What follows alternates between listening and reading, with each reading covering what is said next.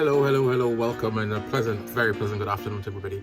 My name is Julius Nairi. I just want to say thank you for coming to my channel. If it's your first time here, please subscribe and put on the notification bell. I don't post very often, but it's hard. I'm trying to learn the whole editing stuff and so on, and my content is about Africa, and I'm back in Canada now, so there's not a lot of that going to happen, but we will talk about our petition. So about 24 hours ago, the team over at Uganda posted an interview they did with me some weeks ago. The response has been overwhelming. I did not think I was going to get the kind of response I've been getting. I have, I'd say, 67 emails that I still have to respond to. I'm going to respond to everybody. I will respond. And so the messages, the emails have been all positive, some of the comments, I understand why people feel the way they feel, and I'll tell you that why I understand it as well. And then lastly but not leastly, I'm going to reach a shout out to our brother Woody Meyer, asking him to just promote the petition as well. I think we gained 128 subscribers since, not subscribers, 128 petition signers since the interview was aired. So Uganda team, thank you so very much. Jonita, thank you. O'Shea, thank you. Much appreciated. Thank you to everybody who has been writing as well. Thank you for all the great comments. Really appreciate it. So I got about four emails from people who are non-African, not by descent, they're just non-African, and they were asking about how they can buy land in Kenya, where I bought my land, and I had a visceral reaction. I'm ashamed to say I had this reaction. I was like, why do you want to buy land in Africa? Africa is for Africans. I cannot believe I felt that way, and I feel bad for feeling that way, but it's the way I feel. So I need to go unpack that and see why I feel that way. But because of that visceral reaction I had to those people asking, I also understand when continental Africans say stuff like, nobody that sold you is alive, so we owe you nothing, or why do you want to come to our country, and all of that stuff. I get it. I get the feeling. I understand. But what I want to say to you is this, to my continental Africans who feel that we're not owed anything. First thing, I'm not asking for anything. I'm not asking for anything tangible. I'm not asking for land. I'm not asking for money. We're not asking for any of that stuff. I know Ghana gives land, and I still have not seen a multitude of people going over there collecting the free land. I don't see that happening. We are people who just want to come home. It is home. Africa is home. You know, if a Chinese man is born in Jamaica, he's still Chinese. His nationality might be Jamaican. He's Chinese. And eventually he can go back home. We seem to be the only ethnicity that seem to have a problem with that. My ancestors were taken. They were sold, taken across the ocean from everything they know to a strange land. Some of our family members did not survive the trip.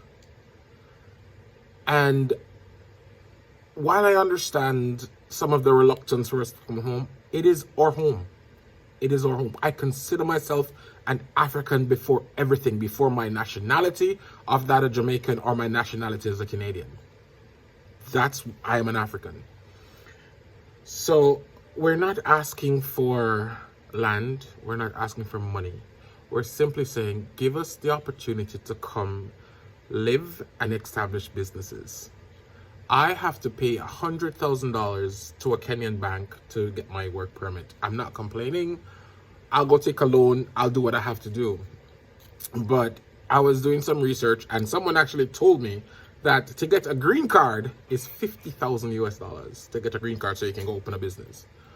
Yeah. Now, I don't know how many people are going to be able to go get a loan easily for $100,000 and go. Maybe everybody can, but from my experience, not everybody can. But some people might have $25,000 put down somewhere. They're coming to start a business. You know how many businesses you can start with 25K US? You can start so many businesses with 10K US in many African countries. So I think not giving us right of abode is a lost opportunity for several reasons. A lost opportunity. But as I said, we're not forcing, we're asking. We're humbly asking. I've had people who have said to me, no, we have a case, and they make some very valid points, but we are humbly asking. I'm not looking for any kind of confrontation whatsoever. So I just want to again say thanks to O'Shea and Jonita and team, very much appreciated. I want to say thanks to Wangel Zalalam, who has agreed to interview me come in October.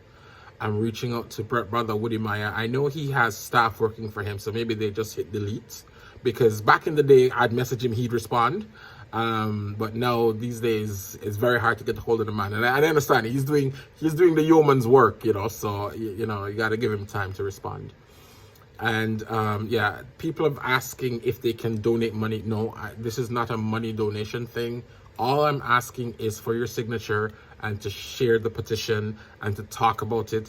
And if you have contacts for governments in any African country, send it to them. Let's get the word out that we're ready to come home. We just don't want to jump through hoops. We don't. I don't think we should be jumping through hoops. You know, when I was being interviewed by the One Mic Show, shout out to the guys, I appreciate you so much. I told them that getting my Canadian visa, my Canadian student visa, and my permanent residency was not as difficult. It wasn't. And so, should Kenya be challenging? I'm not saying no. I think it's a wonderful country. I am hoping to live there. I now describe myself as the non-Kenyan Kenyan. And I have many friends in Kenya now. It's a wonderful time communicating with them. The time difference is kind of challenging. Spice FM, you guys start when I should be going to bed. You know how many nights you make me stay up till 2, 3 in the morning? Sure. Anyways, thanks for your time. Thanks for your kind words and your comments and your support. Very much appreciated. Please like and share this video. Also, please share and sign the petition. Let's try to get it to as many people as possible all over the world. If you have any melanin in you whatsoever, if you're a descendant of somebody who was trafficked and enslaved, then you should sign.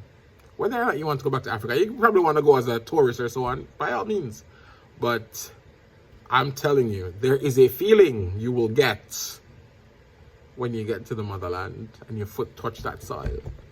There's a feeling. I challenge anyone who don't feel special. A certain thing move you when you get there. Anyways, big up on yourself. One love.